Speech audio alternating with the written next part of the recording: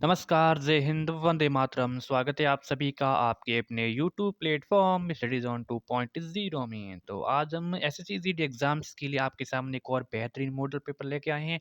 इसमें most important question solve करेंगे जो हिस्ट्री हैं, ठीक है? और हिस्ट्री से संबंधित ज़्यादा से ज़्यादा क्वेश्चन रहेंगे, तो क्लास को एंड तक वॉच करना है और पहली बार आए चैनल को सब्सक्राइब भी कर देना है।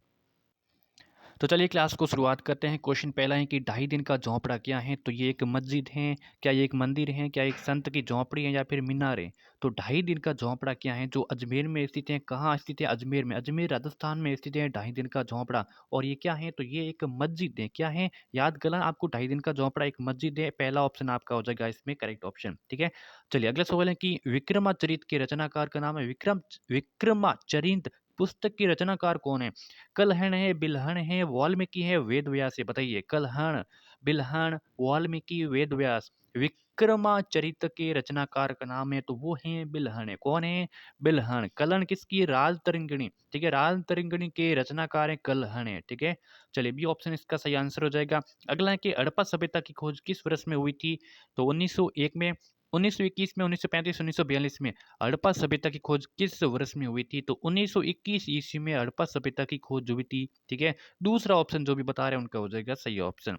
अगला है कि सोने के सर्वाधिक सिक्के किस काल में जारी किए गए? कुषाण काल में, गुप्त काल में, मौर्य काल में या फिर हिंद यवन काल में? सोने के सर्वाधिक सिक्के किस काल में जारी किए गए? तो ये किए गए गुप्त काल में। किसमें? गुप्त काल में सोने के सर्वाधिक सिक्के जारी किए गए। दूसरा ऑप्शन आपका सही ऑप्शन हो जाएगा। सिंधु घाटी सभ्यता में घोड़े के अवशेष कहाँ से मिले थे? तो सुरकोटदा से, वनावली से, मांडा से या फिर कालीबंगा से। देखिए यहाँ पे बात हो रही है सिंधु घाटी सभ्यता की। इसमें से घोड़े के अवशेष कहाँ से प्राप्त हुए? तो ये हुए थे सुरकोटदा से। कहाँ से हुए? सुरकोटदा से। आपको याद करना है किसकी? यहाँ पे सिंधु घाटी सभ्यता में पूछा है तो वहाँ पे ए ऑप्शन हो जाएगा आपका सही ऑप्शन। अगला सवाल है कि मगध की प्रथम राजधानी कौन सी थी? पाटलिपुत्र, वैशाली, राजगृह, चंपा। मगध, मगध की प्रथम पहली राजधानी कौन सी थी? तो वो थी राजगृह। कौन सी थी? राजगृह। ऑप्शन नंबर सी हो जाएगा सही आंसर, ठीक है? अगला सवाल, 16 महाजनपदों की सूची में उपलब्ध हैं देखिए 16 जो महाजनपद हैं ये मतलब किस सूची में उपलब्ध हैं? तो महाभारत में, अंगुत्तर निकाय में, चांदोग्य उपनिषद में या फिर संयुक्त निकाय में? 16 महाजनपदों की सूची उपलब्ध है अंगुत्तर निकाय में। कहा? अंगुत्तर निकाय में। ऑप्शन नंबर दूसरा हो जाएगा सही ऑप्शन। किस शासक के शासनकाल में नेपाल में बौद्ध धर्म का गमन हुआ था? किस शासक के शासनकाल में नेपाल में बौद्ध धर्म का गमन हुआ था? समुद्रगुप्त, अशोक, चंद्रगुप्त या फिर हर्षवर्धन? बताइए। तो ऑप्शन नंबर हो जाएगा अशोक, यानी कि बी ऑप्शन हो जाएगा सही ऑप्शन। देखिए अशोक के शासनकाल में नेपाल में बौद्ध धर्म का गमन हुआ था। नेपाल में बौद्ध धर्म का गमन अशोक के शासनकाल में हुआ था। अगले सवाल है कि महावीर की मृत्यु कहाँ हुई थी? श्रवण बेलगोला में, लुम्बिनी में, कुलगुमने या फिर पावापुरी में? बताइए। महावीर की मृत्यु कहाँ पे हुई थी? तो पावापुरी में महावीर की मृत्यु हुई थी। डी आंसर सही आंसर हो जाएगा। बोध गया कहाँ स्थित है? पश्चिम बंगाल में, उड़ीसा में, बिहार में, असम में? बोध गया कहाँ स्थित है? देखिए चैनल को सब्सक्राइब कर देना, ज़्यादा से ज़्यादा शेयर करना, इनको सब्सक्राइब भी करना है, ठीक है? बोध गया कहाँ स्थित है? तो बोध गया बिहार में स्थित है। बोध गया कहाँ है? बिहार में है। सी आंसर हो जाएगा सही आंसर। ब से बोध गया और ब से बिहार। सारनाथ में बुद्ध का पहला प्रवचन क्या कहलाता है?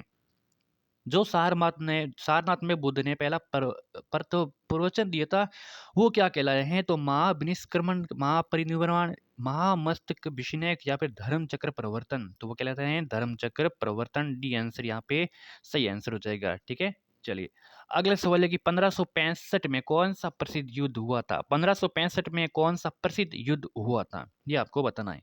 पानीपत का प्रथम युद्ध कब हुआ था? तो ये 1526 ईस्वी में हुआ था। खानवा का युद्ध 1527 ईस्वी में हुआ था। पानीपत का द्वितीय युद्ध कब हुआ था? 1556 ईस्वी में हुआ था। तालीकोटा का युद्ध 1565 ईस्वी में हुआ था, यानी कि डी आंसर आपका सही ऑप्शन। अगला, भक्ति आंदोलन के प्रारंभिक प्रतिपादक कौन थे? रामानुज आचार्य, ज्ञानेश्वर वल्लभ आचार्य या फिर निम्बार्क आचार्य? भक्ति आंदोलन को प्रारंभ करने वाले प्रतिपादक थे तो वो थे रामानुज आचार्य, जिन्होंने भक्ति आंदोलन का प्रारंभ किया, ठीक है? ये ऑप्शन आपका सही ऑप्शन हो जाएगा। किस युद्ध से भारत में मुगल राज्य की नींव पड़ी? किस युद्ध से भारत में मुगल राज्य की नींव पड़ी? प्लासी के युद्ध से, तालीकोटा के युद्ध से, पानीपत का प्रथम युद्ध से या फिर हल्दीघाटी का युद्ध से? बताइए। प्लासी का युद्ध से, तालीकोटा युद्ध, प्लासी का युद्ध कब हुआ था? 1757 में। 1757 में। तालीकोटा में अभी हमने बात की 1565 में। पानीपत का प्रथम युद्ध 1526 में और हल्दीघाटी का युद्ध 1576 में।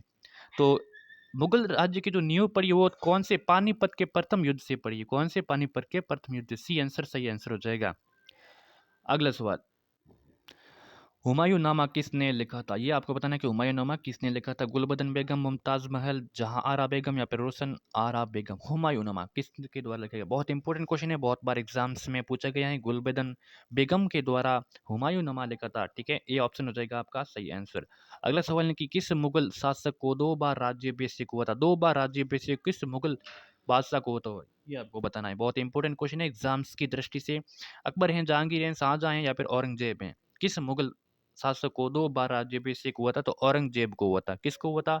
औरंगजेब को 2 बार राज्याभिषेक हुआ था। आपको रट लेना है ऐसे क्वेश्चनों को, डायरेक्टली एग्जाम्स में पूछा जाता है। हुमायूं का मकबरा कहाँ है? दिल्ली में है, आगरा में है, फतेहपुर सीकरी में या फिर काबुल में?